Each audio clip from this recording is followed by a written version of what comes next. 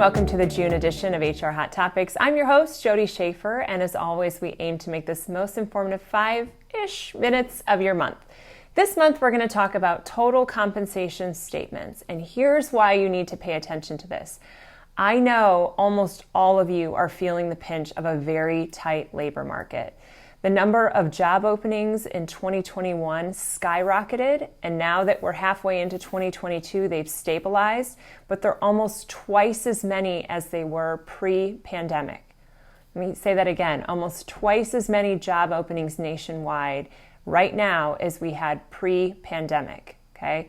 And then you couple that with the fact that April marked the 11th consecutive month where voluntary quits were over 4 million nationwide. So a lot of shuffling going on, right? The labor market's tight, a lot of competition. And this has forced many of you to take a look at your compensation and make adjustments. And not just for the new positions that you have open, but anytime you adjust starting pay for an incoming job applicant, it could potentially create compensation compression for your existing staff. So then you've got to look at what everybody else is currently paid and potentially make adjustments there. And I think for many of the clients, at least the ones I've been speaking to, they've done that. They understand that the market is sort of driving this need to increase compensation across the board. But there's a certain point where it can't go up anymore. I mean, you have to be able to balance the books at the end of the month. So I want to talk about this idea of a total compensation statement because you pay more to an employee than just their direct wages. Right? If you're offering insurance and you're picking up a portion of that, there's a cost associated with it. If you're paying for paid time off, right? If that's a benefit that you give to staff, there's a dollar amount associated with that. If you're offering a uniform allowance, if you're paying for them to do continuing education, right? If you're paying for any sort of a car allowance. I mean, the list sort of goes on and on and on. There are a lot of things that employers give to employees that would be considered benefits, but the cost associated with providing those benefits is not clearly defined anywhere. An employee's pay stub shows direct compensation and maybe what the employer pays in terms of, unemployment insurance or the match for Social Security, but that's kind of where it stops. So in a job market where your current staff are being lured away potentially, right, with other opportunities, or you're trying to work really hard to bring new staff in, I think it's time that employees had the full financial picture of what they get when they work for you, of the investment that you're making in them. And that's really what a total compensation statement is. It's listing out the direct costs that you pay to the employees, so their wages, the things that they know, and then it's all the financial components of the other benefits that you're providing, listed out line by line by line, and then totaled up at the bottom so an employee sees their total compensation, not just their direct wages. Because an informed employee needs to have that in order to make good financial decisions. And whether or not to leave your place of business to go work somewhere else or join your place of business from somewhere else, those financial considerations are a big part of it. It's not the whole story, but it's a big part of the story, and it's one that we're only telling half of.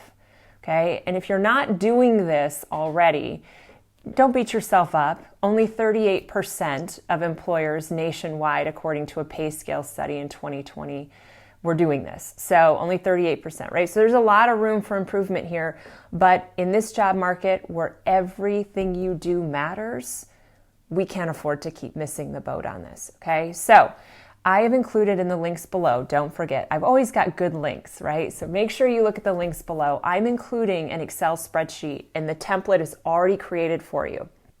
All you have to do is put in the actual dollar amounts that correspond with both direct pay and then some of the other benefit lines that I've listed out. So you can customize the listing of those benefits so that it matches what you're currently offering, but it's all set up for you and it will automatically compile the dollar amount at the bottom.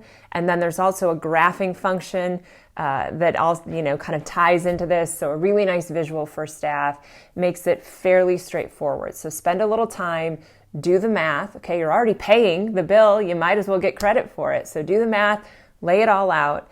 That becomes your total compensation statement. And you're going to have one for every single employee because they're going to be unique, right, to each employee's circumstances.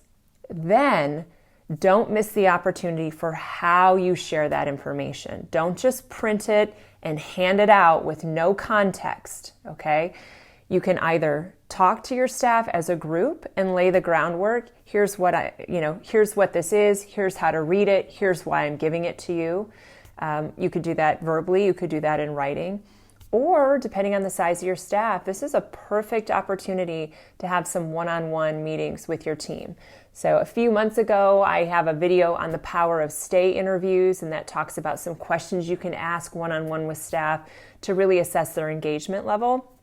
You could combine some of those questions with the handing out of this total compensation statement. So 10 minutes, not huge amounts of time, again, depending on the size of your team, but you could do one-on-one 10-minute meetings with each staff member, ask a couple of questions, what's going well, what are you thinking right now, what are some of the roadblocks or challenges you're having, and then share with them the value, right, of the investment you're making in them as an employee, and you do that through that total compensation statement.